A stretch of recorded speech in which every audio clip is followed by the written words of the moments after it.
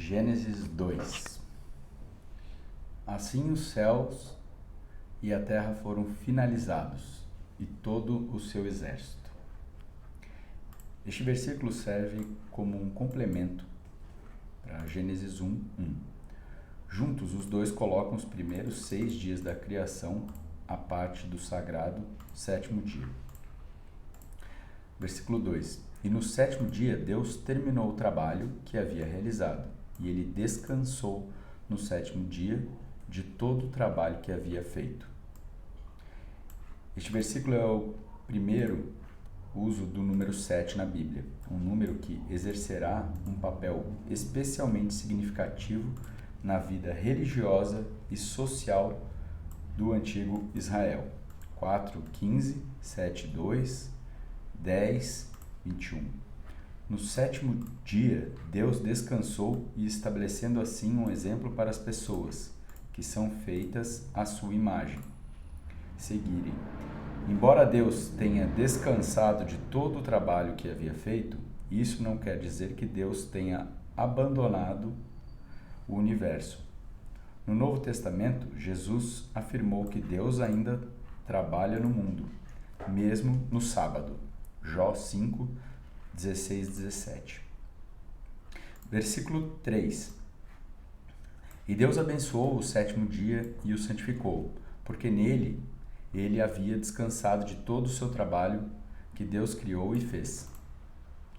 Este é o único exemplo durante o processo da criação em que Deus abençoou uma unidade de tempo. O verbo santificou é usado na Bíblia, quando alguma coisa é separada para o serviço de Deus. Versículo 4. Estas são as gerações dos céus e da terra, quando foram criados no dia em que o Senhor Deus fez a terra e os céus. Este versículo quer dizer que a palavra hebraica toledó, traduzida aqui como gerações, é usada 11 vezes no livro de Gênesis para introduzir novas unidades na matéria. 5:1, 6:9, 10:1, 11:10, 27-25, 12:19, 36:1, 9, 37:2. Nesta perícope, ela introduz uma elaboração detalhada de alguns aspectos fundamentais do relato da criação que abre o livro de Gênesis 1:1-2:3. O versículo 4 inclui os primeiros uso do nome pessoal de Deus, traduzido em português como o Senhor, o nome mais comumente usado no Antigo Testamento. A grafia hebraica é transliterada como YHWH ou YHVH, uma palavra que os judeus consideravam tão sagrada que eles não se permitiam pronunciá-la. Portanto, sua pronúncia exata é desconhecida, embora sugestões comuns incluem Jeová, Yahvé ou Javé. Versículo 5. E toda planta no campo antes de estar na terra, e toda a erva do campo antes de crescer, pois o Senhor Deus não havia feito chover sobre a terra, e não havia homem para cultivar a terra. 6. Mas ali subia uma neblina da terra, e regava toda a face da terra. Esta fonte de água, uma generosa bênção que fornecia umidade para toda a face da terra, no tempo da inocência humana. Mais tarde se formou uma fonte de julgamento sobre o pecado da humanidade. Versículo 7. E o Senhor Deus formou o homem do pó da terra, e soprou nas suas narinas o sopro da vida, e o homem se tornou uma alma vivente. O verbo hebraico traduzido nesse versículo como formou é usado entre outras partes na Bíblia para descrever a profissão do oleiro. Deus age aqui como o divino oleiro, que habilmente molda o homem do pó da terra. A Bíblia, no entanto, deixa muito claro que as pessoas são algo mais do que apenas seres materiais. Adão passou a viver somente depois que Deus soprou nas suas narinas o sopro da vida. Deus é espírito. Jó 4:24. Por isso, quando o Senhor soprou em Adão, ele e todos os seres humanos, depois dele, se tornaram uma singular mistura do físico com o espiritual. A expressão traduzida como alma vivente é usada em outros lugares em Gênesis para descrever outros tipos de seres vivos. Os seres humanos, no entanto, são considerados como sendo uma classe por si mesma, porquanto só eles são feitos à imagem de Deus. E o Senhor Deus plantou um jardim na direção leste no Éden, e ali ele colocou o homem e que havia formado. Este versículo, a localização do Éden é desconhecida. Sugestões incluem a Armênia, o Iraque e a Arábia. As mudanças na geografia causadas pelo dilúvio nos dias de Noé, 7 e 11, tornam improvável que o Éden venha um dia a ser descoberto. A palavra hebraica Éden significa literalmente deleite. Versículo 9. E da terra, Senhor Deus, fez crescer toda a árvore, que é agradável à vista, e boa para alimento, e também a árvore da vida no meio do jardim, e a árvore do conhecimento do bem e do mal. Esse versículo quer dizer que a preocupação de Deus com a beleza é vista no fato de que as árvores que ele fez crescer eram agradáveis aos olhos. O amor de Deus pela beleza, mais tarde, se estenderia à religião de Israel, que faria uso de mobília trabalhada por hábeis artífices, usando materiais dispendiosos. Naturalmente, as belas obras criadas por Deus também eram práticas, sendo boa para alimento. Versículo 10. Um rio saía do Éden para regar o jardim, e dali partia-se e tornava-se 4 cabeças. Esse versículo quer dizer que a abundância das águas supridas no jardim do Éden é indicada pelo fato de servir de nascente para 4 rios. 11. O nome do primeiro é Pison. Este é o que circunda toda a terra Ávila, onde há ouro. A localização do rio Pison é desconhecida.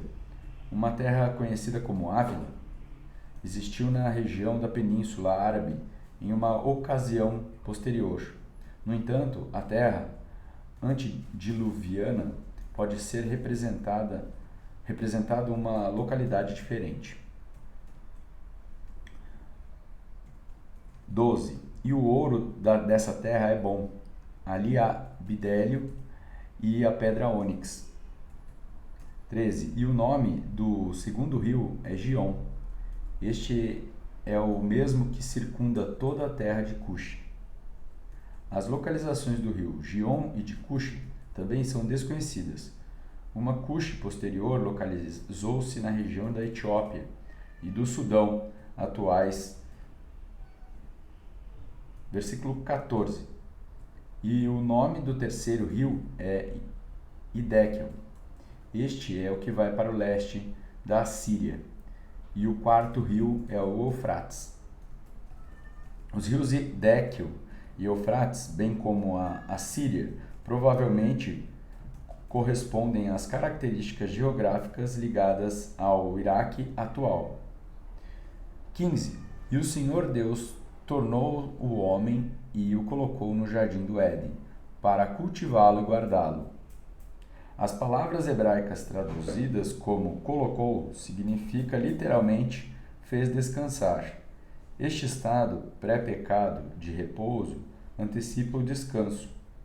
Aliviará, 5:29, no que novamente viria a humanidade em razão da justiça de Noé, bem como o descanso de Deus, mais uma vez, daria a Israel após o episódio de adoração do bezerro pelo povo, como um ser criado à imagem de Deus. Adão, tal como Deus, deveria ser um trabalhador, sem a mancha do pecado.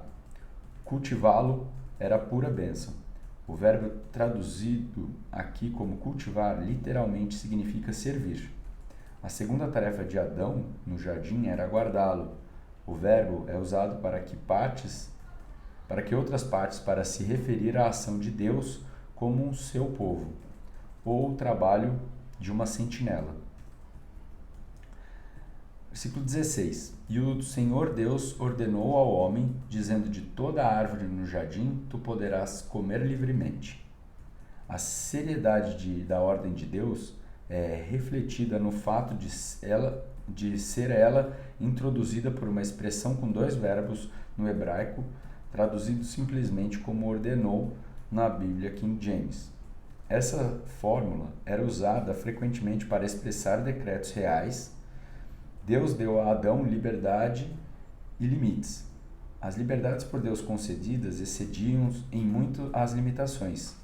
Afinal de contas, Adão tinha liberdade para comer livremente de toda árvore do jardim, com exceção de uma.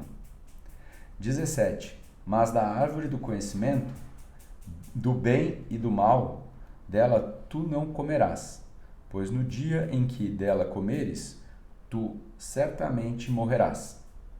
Esse versículo quer dizer que o único limite que Deus colocou para Adão foi comer da árvore do conhecimento do bem e do mal, a qual aparentemente concederia sabedoria divina.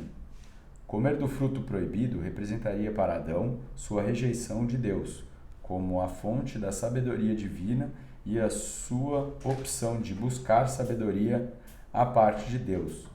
O castigo de Deus pela desobediência foi declarado de maneira bastante vigorosa na língua original, com uma construção com dois verbos.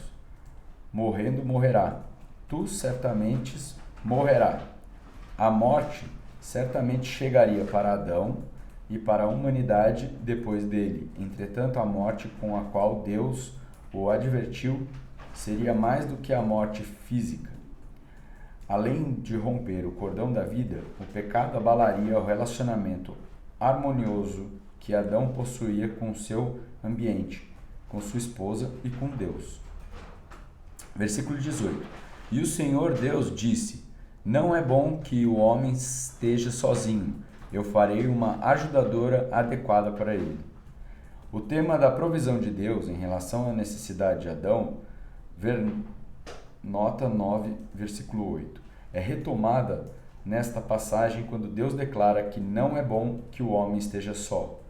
O Eterno criou o homem com a necessidade de se relacionar com alguém que lhe fosse completar, e agora Deus suprirá essa carência.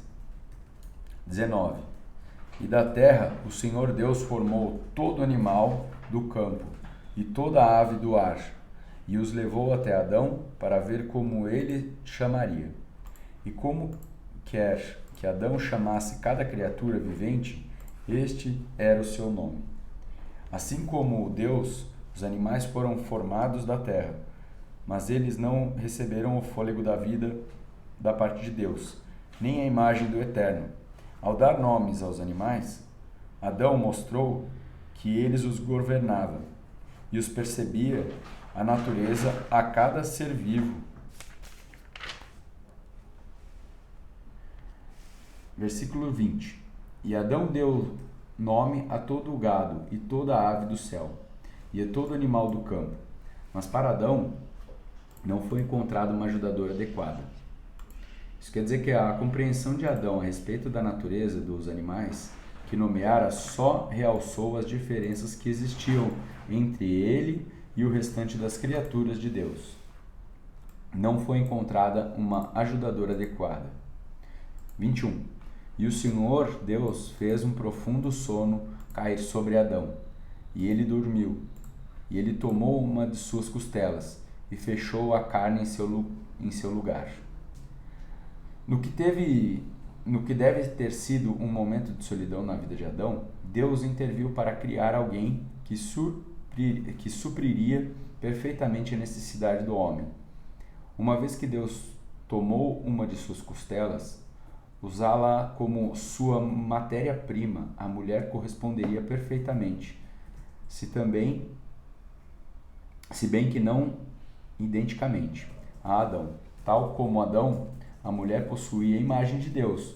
O fato de a mulher não ter sido tomada da cabeça do homem sugere que ela não deve governá-lo.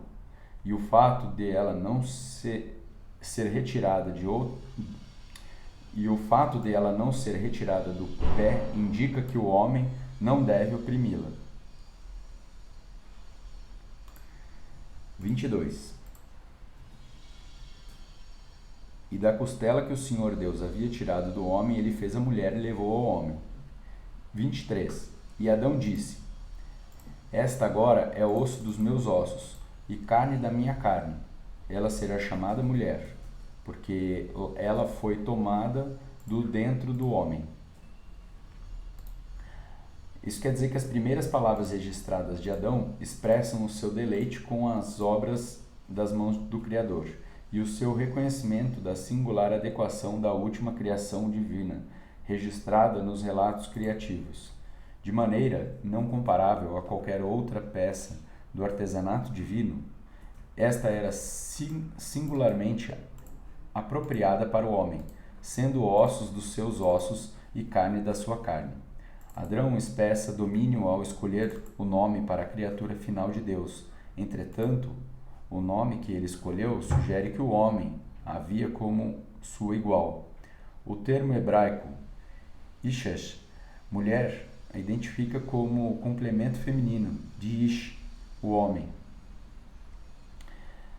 24. Por isso o homem deixará seu pai e a sua mãe, e se apegará à sua mulher, e eles serão uma carne. O projeto atemporal de Deus para o casamento é declarado aqui. O relacionamento de uma carne certamente se envolve a união sexual, mas também inclui a união de marido e mulher em uma harmonia espiritual, mental e emocional. 25. E estavam os dois nus, o homem e a sua mulher, e não estavam envergonhados. Visto que os feitos